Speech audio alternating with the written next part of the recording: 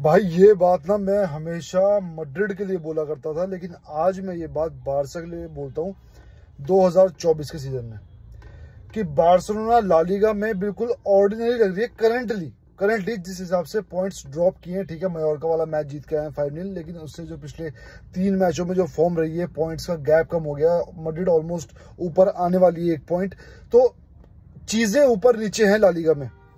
लेकिन champions league में Barcelona इस टाइम अलग ग्रेवी है। ये बात मैं मैड्रिड के लिए बोला करता था और मैं सोचता था कब मैं ये बात बारसा के लिए बोलूंगा। हाँ, अभी बोलना ये जल्दी है, लेकिन करंटली जो सिचुएशन पे हम ला लीगा में बारसा को बैंटर कर रहे हैं, उसी चीज के लिए करंटली हम यूसीएल की फॉर्म के लिए बारसा को अप्रिशिएट भी करेंगे। जिस तरीके से बार्सिलोना ने बोरुसिया डॉर्टमंड के लगभग one of the toughest stadium to play after Galatasaray आए भाई, एक बहुत ही भयंकर रोल प्ले करता है क्राउड वहां पे। 11वां मैन नहीं, वो 11, 12, 13, 14 3-4 आदमियों का रोल प्ले करता है क्राउड वहां पे। और बारसा ने पहले मिनट से ही डोमिनेट करना शुरू किया। ऐसा नहीं है कि 15-20 मिनट तक उनकी टांगें कांप रही थी। ठीक है, प्लेयर्स उल्टे सीधे पास दे रहे हैं, ठीक है, कंट्रोल नहीं आ पा रहा गेम, डॉर्टमंड चढ़ के खेल रही है, बारसा डिफेंस ही डिफेंस कर रही है, ऐसा कुछ नहीं हुआ।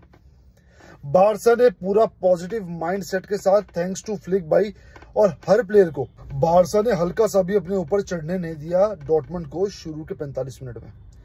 क्योंकि इतने टफ स्टेडियम पे इतने ज्यादा क्राउड के आगे भाई ये नेचुरल है कि कोई सी भी टीम पिलेगी। और बारसा मतलब मुझे प्राउड हुआ देख के कि जिस तरीके से बॉल को कंट्रोल किया गया। अभी थोड़ी बहुत बातें करेंगे गेम प्ले की, हर चीज की बात करेंगे। मैं टैक्टिकल ज्यादा बात करता नहीं हूँ, फ्रैंकी डियोंग के बारे में बात करूंगा भाई, क्योंकि कल एक भाई का कमेंट आया था, उसको जस्टिफाई करना जरूरी है। जस्टिफाई, डिफेंड नहीं, जस्टिफाई भाई। अब क्या हुआ भाई, पेड्री का गेम मैंने देखा भाई। पेड्री और बेलिंगम में पता है क्या फर्क है? बेलिंगम बॉडी से कंट्रोल करता है बॉल को, पेड्री बॉल से बॉल कंट्रोल करता है, बॉडी यूज नहीं करता। क्लास, ठीक है, बस वो थोड़ी बहुत ही शूटिंग उसके अंदर आ जाए तो भाई he is above than Bellingham भाई, मतलब बाय माइल्स नहीं बोलूंगा, बाय मीटर्स।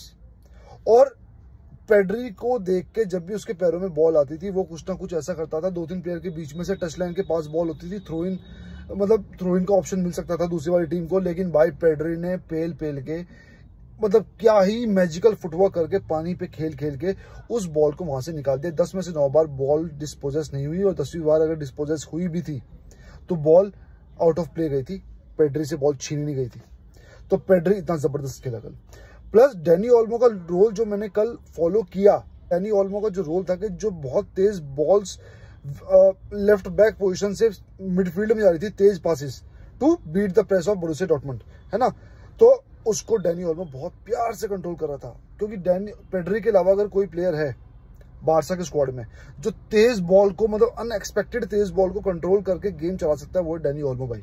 और कल उसने किया कि ऐसी ऐसी बॉलें थी जो डिस्पोजेस हो सकती थी अगर कोई और मिडफील्डर होता, लाइक गावी, है ना, कसाडो। हालांकि इनकी प्रोफाइल डिफरेंट है, लेकिन ये कंट्रोल नहीं कर पाते वो बॉल। जिस तरीके से डैनी ओल्मो ने बॉल कंट्रोल करके गेम चलाया और 2-3 बहुत की पासिस डैनी ओल्मो ने डाले, और भाई अलग ही लेवल पे था एक ना डैनी ओल्मो का कंट्रोल्ड गेम। अगर मैं बात करता हूं भाई डिफेंस की, तो मार्टिनेज ने जिस तरीके की क्लियरेंस की है, मार्टिनेज ने जिस तरह से अड़ा रहा है भाई, चट्टान की तरह अड़ा रहा, तो वो काबिल तारीफ था। हर बार बोल चुके हैं कि भाई अपना पॉल वॉकर इस सीजन अपना बेस्ट डिफेंडर है, और वो हर मैच में मैच बाय मैच प्रूव करता जा रहा है। कुंडे डिफेंसिवली बहुत सही था, लेकिन अटैकिंगली हाँ पहले से बेटर था, लेकिन भाई अभी बहुत ज्यादा इंप्रूवमेंट का स्कोप है कुंडे में। लेकिन मैं ये नहीं बोलूंगा कि भाई कुंडे में इंप्रूवमेंट होना चाहिए, वो उसका नेचुरल गेम नहीं है अटैकिंग, लेकिन वो फिर भी कर रहा है, तो मैं मानता हूँ उस चीज को। लेकिन एक चीज और मानता हूँ कि बारसा को अटैकिंग राइट बैक की जरूरत है, जो कि सिचुएशन के हिसाब से कुंडे और उसमें स्वैप किया जा सके। जब डिफेंस के टाइम कुंडे को ले आओ, अटैक के टाइम उसको लेके आओ भाई। क्योंकि कल कुछ अटैक्स ऐसे थे, 2-3 अटैक्स ऐसे थे जो प्रॉपरली बन सकते थे, रन के साथ क्रॉस आ सकते थे, बॉल ड्रिबल करके अंदर डी में ले जाई जा सकती थी। लेकिन कुंडे उस लेवल तो नहीं बोलूंगा, उस तासीर का प्लेयर नहीं है कि वो हर बॉल को लेकर अंदर घुस जाए। पर भाई जो बेसिक दिल जीता भाई मेरा, वो जीता कसाडो ने जिस तरीके से, जितने टाइम भी वो पिच पे रहा, आई थिंक पूरे मैच ही रहा वो, राइट, पर भाई जितने टाइम भी वो पिच पे रहा, उस बंदे ने इतनी भयंकर प्रेसिंग की, सांस नहीं लेने दिया, हर टाइम प्रेस। तो चीजें इतनी बेहतरीन कर रहा था कसाडो कि यार मतलब इतना प्यारा लग रहा था, मैं इतना उस पर डिपेंडेंट हो गया था कि अगर बॉल छूट भी गई ये बंदा गिर पड़ के बॉल निकाल लेगा और बॉल प्रेशर ही निकाल के ले जाएगा। और ये चीज बहुत सही है कि गावी को एक्स्ट्रा रेस्ट मिल रहा है बिकॉज ऑफ कसाडो भाई, क्योंकि कसाडो नहीं होता तो गावी को और ज्यादा उसकी इंजरी में आराम नहीं मिल पाता और इंजर्ड होने के चांसेस और रहते हैं। तो कसाडो भाई इस सीजन सबसे बेहतरीन एडिशन है बार्सिलोना के स्क्वाड में, स्टार्टिंग 11 में।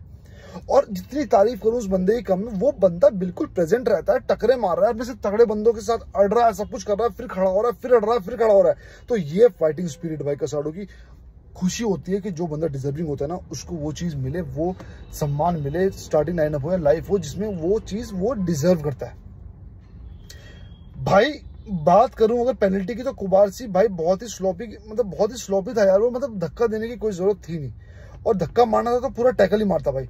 तो पेनल्टी अननेसेसरी थी। हालांकि उनके अटैकर ने जो 2 गोल मारे भाई बेहतरीन, वो बंदा पूरे मैच में ऐसा नहीं कि सिर्फ गोल्स में प्रेजेंट था, वो बंदा वाकई 24 घंटे मैच के हिसाब से 24 घंटे वो बंदा थ्रेट कर रहा था, और वो 2 गोल डिजर्व भी करता है बंदा। विंगर है आई थिंक उनका, ग्रिटन क्या नाम है उसका, मैं भूल गया भाई। तो वो बंदा मतलब कमेंटेटर बोल रहा था कि one of the hot properties है भाई वो इस टाइम यूरोप में, लेकिन उस बंदे को बिल्कुल शांत रखा कुंडे ने और बारसा की डिफेंस ने। तो बेहतरीन चीज थी बंदे के, उनको चोट लग गई भाई, उनके डिफेंडर को चोट लग गई, नाम भूल रहा हूँ मैं उस बंदे का, बहुत दुख हुआ। और मेरे हिसाब से बारसा को बाद में सेलिब्रेट करना चाहिए था, पहले पूरी टीम को वहां पे जाके उसको देखना चाहिए था। तो थोड़ा सा मेरे को ये लगा इंसानियत के पॉइंट ऑफ व्यू से भाई, जहां जो टीम इंसानियत दिखाए, पता है क्या होता है, डॉर्टमंड के लिए अंदर से रिस्पेक्ट आती है भाई, होता है किसी क्लब के लिए आपके अंदर से रिस्पेक्ट आती है, तो वो इज्जत उनके क्राउड के लिए भी आती है और वो डॉर्टमंड के लिए भी आती है। तो यहाँ पे राइवलरी, थोड़ी सी राइवलरी नहीं बोलूंगा, फुटबॉलिंग एक मैच को थोड़ा सा साइड करके बाद में सेलिब्रेट करते, पहले उस बंदे को जाके देखना चाहिए था, बारसा की टीम को या कोई भी टीम होती भाई। यमाल, रफीनिया, लेवेंडोस्की, तीनों के तीनों बंदे छाए रहे अपने अपने तरीके से। यमाल ने तो भाई ऐसी ड्रिबलिंग निकाली, मैं क्या ही कहूं। और एक अगेन वो एक भाई ट्रिवेला असिस्ट आने वाला था, वो बस टच थोड़ा सा डिफ्लेक्ट हो गया आया था, है ना, आई थिंक कीपर का हाथ लग गया था, तो उस वजह से वो गोल नहीं जा पाई, लेकिन वो गोल जाता। जिस तरीके से रफीनिया की फॉर्म चल रही है वो गोल जाता। और मैं भी एक आंकड़ा पढ़ रहा था सुबह, अप्रोक्सीमेटली मेरे को याद है भाई कि तक इस सीजन में रफीनिया ने 20 गोल और 8 असिस्ट कर दिए ऑल मैचेस भाई, पूरे कैंपेन में। बहुत ज्यादा बड़ी बात है, बहुत ज्यादा बड़ी बात है। और अगेन जर्मन अपोनेंट के अगेंस्ट स्कोर करना बहुत टफ एंगल था, लेकिन बंदे ने स्कोर निकाला। तो भाई रफीनिया इस टाइम मिडास हो रखा भाई, जिस चीज को छू रहा है नजर ना लगे, थू वो हमारे करते हैं ना कि भाई नजर ना लगने में थू करते हैं, तो भाई थू वो चीज नजर ना लगे, वो बंदा करे और कंट्रीब्यूट करे। और मैं चाहता हूँ रफीनिया बहुत ज्यादा ग्रो करे, और इस टाइम मुझे लग रहा है कि अगर एक आधी बड़ी ट्रॉफी यूसीएल टाइप आ जाती है तो रफीनिया बैलन डोर भी बन जाए, बहुत बड़ी बात नहीं है। लेवेंडोस्की बहुत अच्छा लिंकअप प्ले करा था, शूट मारा था, जहां मौका मिल रहा था वही शूट मारा था। मतलब जावी के अंडर 80% सिचुएशन होती थी शूट मारने की, वो मारता नहीं था, और यहाँ पे 10% सिचुएशन होती है शूट मारने की, वो मार देता है। ये एक स्ट्राइकर की क्वालिटी है भाई। और यमाल की ड्रिबलिंग अगेन भाई, फेरन टोरेस को पास, फेरन टोरेस को वो असिस्ट बहुत ही बेहतरीन लेवल का, मेसी लेवल का असिस्ट था भाई। और ये कहने वाली बात है नहीं कि वो बंदा गिफ्टेड है, पूरे मैच में डोमिनेट किया। हाँ यमाल के गोल आ सकते थे, कई जगह पेड्री और बाकी बंदों ने उस पास को इग्नोर किया जहां पे यमाल खाली था, तो ये सोचने वाला पॉइंट अब भी है। और फेरन टोरेस ने भाई, हम उसको क्रिटिसाइज करते हैं, सबसे ज्यादा मैं चिल्लाता हूँ भाई, तो कल की परफॉर्मेंस पे सबसे ज्यादा अप्रिशिएट भी मैं ही करना चाहता हूँ भाई, क्योंकि गलत पे बोल सकते हैं तो सही पे भी बोलेंगे। तो well done Ferran Torres, I hope उसका यहाँ से एक अलग करियर शुरू हो जाए और वो बंदा बहुत अच्छा ग्रो करके एक अच्छी वैल्यू हमारे क्लब को देके जाए भाई। फेरन टोरेस ने ब्रेस मारी, प्रेशर के अंडर ब्रेस मारी, बहुत ही ज्यादा खुशी हुई फेरन टोरेस के लिए भाई। अगर मैं अब बात करता हूँ भाई फ्रैंकी डियोंग की, तो एक भाई ने कमेंट किया कि यार अंशुमन भाई आप ना फ्रैंकी डियोंग को बहुत ज्यादा क्रिटिसाइज करते हो और आपको टेक्टिकल समझ नहीं है। भाई मैं मानता हूँ मुझे टेक्टिकल समझ नहीं है, क्योंकि मैं मानता हूँ फुटबॉल इतना टेक्टिकल नहीं है, हर भाई जानता है मैं ये बात बोलता हूँ, फुटबॉल इतना टेक्टिकल नहीं है जितना टेक्टिकल बना दिया है। हाँ मुझे टैक्टिक्स समझ में आती है, right time, right player, right presence, right decision, ये मुझे समझ में आती है टैक्टिक्स भाई। इसके अलावा मुझे टैक्टिक्स समझ में आती है कि इसने ये रन लेके ये किया, ठीक है, यहाँ पे उस बंदे को खिलाफ 4-3-3, मुझे प्रैक्टिकली ये चीजें समझ में नहीं आती, मैं जस्टिफाई नहीं कर रहा हूँ। और मैं भाई मैंने उस कमेंट पे रिप्लाई भी किया कि भाई आई रिस्पेक्ट योर पॉइंट, और उन्होंने एक बात बोली भाई आप इमोशंस के साथ वीडियो बनाते हो, ये आपकी वो है। हाँ भाई इमोशंस के साथ तो वीडियो में बनाता हूँ, पर फ्रैंकी डियोंग को भाई जो आपने डिफेंड किया है भाई, कल फ्रैंकी डियोंग ने क्या किया, अब प्लीज ये मत करना कि भाई एक टीम के अगेंस्ट गोल मार के फ्रैंकी डियोंग बहुत महान बन गया या फिर कोई भी प्लेयर बहुत महान बन गया। जब तक कि 8-10 मैचों में कंसिस्टेंट परफॉर्मेंस नहीं है, मैं गोल की बात नहीं कर रहा, मैं टॉप लेवल फुटबॉल की बात कर रहा हूँ, pressing, running, passing, shoots. Frenkie de Jong ने कल ऑलमोस्ट गोल पड़वा दिया था। फ्रैंकी डियोंग ने बैक पास दिया था और वो बॉल बिल्कुल ही ऑलमोस्ट गोल में जा सकती थी अगर ठीक ठाक कंट्रोल हो जाती भाई। तो ये किया फ्रैंकी ने, हल्का सा धक्का मारने पे गिर रहा है। अब लोग बोलेंगे इंजर्ड है, तो इंजर्ड है तो भाई मत खेलो, मत खेलो, क्योंकि टीम का बैलेंस खराब हो रहा है। तो आपको बोलना चाहिए कोच को। तो फ्रैंकी डियोंग अभी मैं पूरा पक्ष में हूं, उसको बेचो। वो कुछ ऐड नहीं कर रहा, ना वो कल प्रेस तोड़ने वाले रन कर पा रहा था, ना ही वो पासिंग कर पा रहा था, ना ही वो शूट कर पा रहा था, ना ही वो कंट्रोल कर पा रहा था, ना ही वो ढंग से डिफेंड कर पा रहा था। हर जगह फ्रैंकी डियोंग ने मरवाया भाई कल। और अगर एक आधा इंसिडेंट उसने अच्छा भी किया है तो हमने सबसे हाईएस्ट पेड प्लेयर को एक आधे इंसिडेंट के लिए स्क्वाड में नहीं रखा भाई। मैं आपके पॉइंट की रिस्पेक्ट करता हूं कि मेरे को टेक्निकल समझ नहीं है, हाँ मेरे को नहीं है भाई। तो ये चीज मैं ऐड करना चाह रहा था कि फ्रैंकी डियोंग को इतना भी सर पे मत चढ़ाओ कि बिल्कुल ही सर पे चढ़ के मूते, और वो मूत भी रहा है, इसलिए वो बंदा स्टार्टिंग 11 का पॉइंट मतलब एक तरह से मेंबर बन नहीं पा रहा भाई। बहुत ज्यादा बधाइयां बार्सिलोना फैंस को, हम नंबर 2 पे हैं अभी यूसीएल के टेबल पे, और किसी को देखने की जरूरत नहीं है, किसी से कंपेयर करने की जरूरत नहीं है भाई। चलते रहो चलते रहो।